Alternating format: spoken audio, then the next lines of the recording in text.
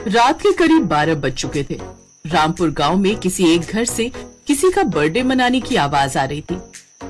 Happy birthday to you, happy birthday to you, happy birthday to you. गांव में पूरी तरीके से सन्नाटा था। ये सब आवाज सुनकर गांव के कुछ आदमी बाहर निकल आए। अरे गजोदर भैया, गांव में किसका बर्थडे है और हम में से किसी को बुलाया भी नहीं। एक मिनट, मुझे जरा सुनने दो, आवाज किधर से आ रही है। हमें लगता है वो सामने मनोहर के यहाँ से आवाज आ रही है। लगता है उसकी बीवी का ही जन्मदिन है आज। तो फिर मनोहर भैया ने हमें बुलाया काहे नहीं? चलो चल के देखते हैं। अरे मनोहर बहुत कंजूस आदमी है, चुपके चुपके अपनी बीवी का जन्मदिन मनाए ले रहा है और हम लोगों को बुलाया भी नहीं। गजोधर और पप्पू मनोहर के घर के पास पहुंच गए। उन दोनों ने खिड़की से देखा कि मनोहर और सीता खड़े होकर किसी का जन्मदिन मना रहे थे, लेकिन वहाँ पर उन दोनों के अलावा कोई था ही नहीं।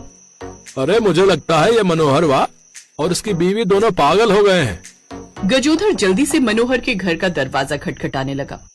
मनोहर ने दरवाजा खोला तो अंदर उसकी बीवी के अलावा कोई तीसरा नहीं था। अरे मनोहर, अरे किसका जन्मदिन मना रहे हो भाई? आपको तो पता ही है हमारी शादी के 5 साल हो गए हैं, लेकिन हमारे कोई बच्चा नहीं है। हमारा सपना है कि जब हमारा बच्चा हो तो उसके पहले जन्मदिन पे हम भी बहुत अच्छा सा केक लेकर आएंगे और उसका जन्मदिन मनाएं। हमको एक बाबा जी ने टोटका बताया था। उन्होंने कहा था कि जन्मदिन का केक काटने का नाटक करना, जिससे तुम्हारे घर संतान पैदा हो जाएगी। ये सुनकर गजोधर और पप्पू जोर जोर से हंसने लगे। हंसते हंसते ही वो अपने घर वापस चले गए और सो गए। हमने आपसे पहले ही कहा था कि इतनी जोर जोर से हैप्पी बर्थडे मनाने की कोई जरूरत नहीं है। लोगों ने सुन लिया ना, अब क्या सोचेंगे गजोधर चाचा? खैर, दिन बीतते गए। मनोहर बहुत ही गरीब आदमी था। वो दूसरों के खेतों में काम करके अपना जीवन यापन करता था। उसकी एक ही चाहत कि उसकी एक बेटी हो और उसका केक काटकर वो लोग पहला जन्मदिन मनाए। कुछ महीनों बाद सीता गर्भवती हो गई। मनोहर बहुत खुश हुआ। उसने बहुत सारे आम के पत्ते तोड़कर उसकी माला बनाई और अपनी पत्नी को पहना दी। मुबारक हो सीता, मुबारक हो। बाबा जी का टोटका काम कर गया। मनोहर दिन रात मेहनत करता रहा ताकि अच्छे से उसकी पत्नी की डिलीवरी हो सके। ठीक 9 महीने बाद अचानक सीता के पेट में बहुत तेज दर्द उठा। मनोहर ने गांव की सभी बूढ़ी औरतों को बुला लिया और उसकी डिलीवरी घर में ही शुरू हो गई। मनोहर के घर के बाहर गजोधर चाचा और भी बाकी सारे लोग इकट्ठा हो गए। अरे मनोहर, बाबा जी ने तो जो तुमको टोटका बताया था, लगता है वो काम कर गया है। अब तुम अपने बच्चे का जन्मदिन केक काट कर मना सकोगे। बस चाचा, सबका आशीर्वाद है। ये क्या कह रहे हो मनोहर बेटा? इसमें हमारा क्या आशीर्वाद है? जो किया तुमने किया। पप्पू जोर जोर से हंसने लगा। तभी अचानक मनोहर के घर से एक बूढ़ी अम्मा बाहर आई और उन्होंने बताया, अरे मनोहर बेटा, तुमको बहुत बहुत मुबारक हो। अब सोचो मैंने बहुत 2 बार क्यों कहा? क्योंकि आपको बहुत बहुत खुशी हुई होगी, इसलिए आपने बहुत बहुत कहा। तुम सही नहीं पकड़ पाए। तुम्हारे एक नहीं बल्कि 2 जुड़वा बेटियां हुई हैं। इतना सुनते ही मनोहर खुशी से पागल हो गया और वहीं पर गांव के बाहर ही जोर जोर से नाचने लगा। उसके साथ ही पप्पू और गजोधर भी नाचने लगे।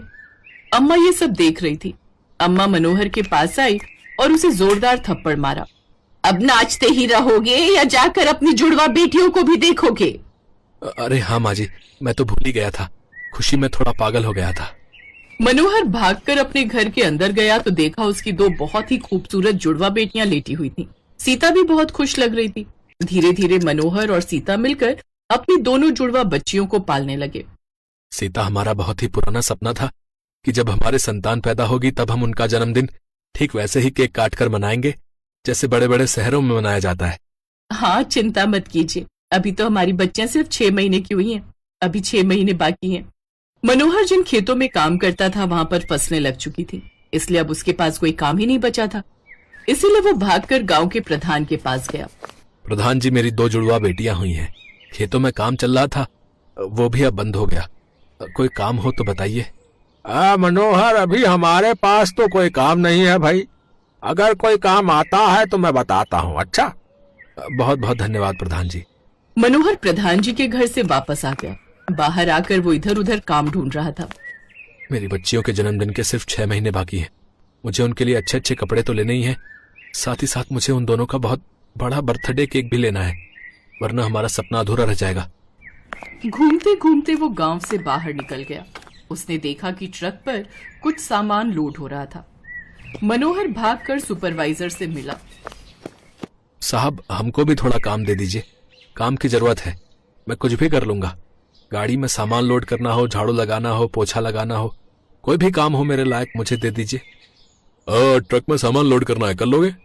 3-4 घंटे में सारे ट्रक लोड हो जाएंगे, लेकिन तुम्हें सिर्फ 200 रुपए मिलेंगे। पैसे तो बहुत कम हैं, लेकिन कुछ ना करने से तो बेहतर ही है। जब तक कोई अच्छा काम नहीं मिल जाता तब तक यही काम कर लेता हूँ। अरे क्या सोचने लगे? करना है तो करो, वरना यहाँ भीड़ मत लगाओ। अरे करना है साहब। मनोहर उसी वक्त उस ट्रक में बहुत ही भारी वजनदार बोरियां लोड करने लगा। उसने इतना भारी काम कभी नहीं किया था, इसलिए उसे बहुत थकावट लग रही थी। फिर भी वो काम करता ही जा रहा था। शाम को उसको 200 रुपए मिल गए, जिसे लेकर वो वापस आ गया। क्या हुआ? आप बहुत थके हुए लग रहे हैं, कहीं काम मिला या नहीं? हाँ, प्रधान जी के यहाँ तो कोई काम नहीं मिला। गांव से थोड़ी दूर पर ट्रक लोड हो रहा था, वहां 1 हफ्ते के लिए काम मिला है। तो इस तरह मनोहर को कभी काम मिल जाता तो कभी नहीं मिलता। ऐसा करते करते अगले 6 महीने भी बीत गए और उन दोनों बच्चियों का पहला जन्मदिन आखिर आ ही गया। कल वो दिन आने ही वाला है जिसका हमने पिछले 5 सालों से इंतजार किया। कल हमारी दोनों बच्चियों का जन्मदिन है। आपको याद है ना, हमें भी केक काटना है, चाहे कुछ भी हो जाए। मनोहर का मुंह उतरा हुआ था, लेकिन जिसका इंतजार उसे पिछले 5 सालों से था, वो सपना वो टूटने नहीं देना चाहता था।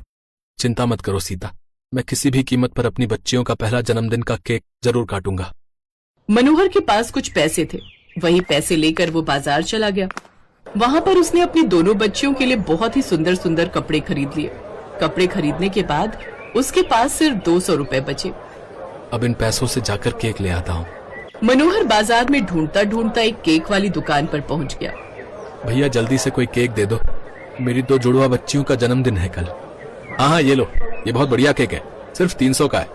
अब क्या आपके पास 200 तक का कोई केक नहीं है? अरे भाई साहब, जिंदगी में पहली बार किसी का जन्मदिन मना रहे हो क्या? है? जमाना बदल चुका है, ये 300 वाला केक सबसे सस्ता है। इससे सस्ता पूरे मार्केट में कहीं पर भी नहीं मिलेगा। मनोहर तुरंत भागकर दूसरी दुकान पर गया, लेकिन वहां 500 से नीचे का केक ही नहीं मिल रहा था।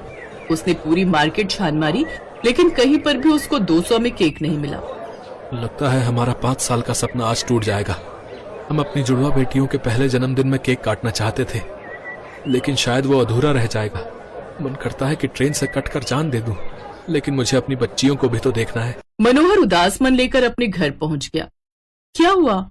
बच्चियों के कपड़े तो बहुत सुंदर लग रहे हैं, लेकिन आप केक नहीं लाए क्या? मनोहर की आंखों से आंसू छलक पड़े, जिससे सीता समझ गई कि उसे केक नहीं मिला। सीता, मेरे पास सिर्फ 200 रुपए ही बचे थे और 200 में कहीं केक नहीं मिला। तो क्या अब अपनी जुड़वा बेटियों के पहले जन्मदिन पर केक काटने का सपना उनके माँ बाप का अधूरा रह जाएगा? मनोहर और सीता ने ये मान लिया कि अब वो अपनी बेटी के जन्मदिन पर केक नहीं काट पाएंगे, और यही सोचकर वो लोग सो गए। अगले दिन उन दोनों ने अपनी बच्चियों को वही सुंदर सुंदर कपड़े पहना दिए। दोनों की आंखों में आंसू थे, क्योंकि वो केक नहीं काट पा रहे थे। तभी वहां पर अम्मा जी आ गई। अरे आइए आइए अम्मा जी, आइए। तुम लोग मुझे अम्मा जी कहते तो हो, लेकिन दिल से अम्मा जी मानते नहीं हो। ये ले सीता बेटा। इसमें क्या है अम्मा जी? हमारे बाल धूप में ही सफेद नहीं हुए, हमको लोगों का चेहरा पढ़ना आता है। हमको मालूम है तुम दोनों का सपना था अपनी बच्ची के जन्मदिन पर केक काटने का, लेकिन तुम लोग केक ला नहीं पाए। सीता बहू, हमारी भैंस ने 4 महीने पहले बछड़ा दिया था। हमने कल ही 2 किलो खोया बना लिया था। इसी खोया से तुम केक बना लो, इतना तो कर सकती हो ना। भला खोया से बढ़िया केक कहाँ मिलेगा? सीता ने जल्दी से उस खोया से बहुत अच्छा सा केक बनाया। मनोहर ने पूरे गांव को आमंत्रण दिया। उसके बाद सारे गांव वाले उन दोनों बच्चियों के लिए बहुत ही सुंदर सुंदर उपहार भी लेकर आए। तो इस तरह से बड़ी मुश्किल से मनोहर का अपनी बच्चियों के पहले जन्मदिन पर केक काटने का सपना अम्मा जी के द्वारा पूरा हो गया।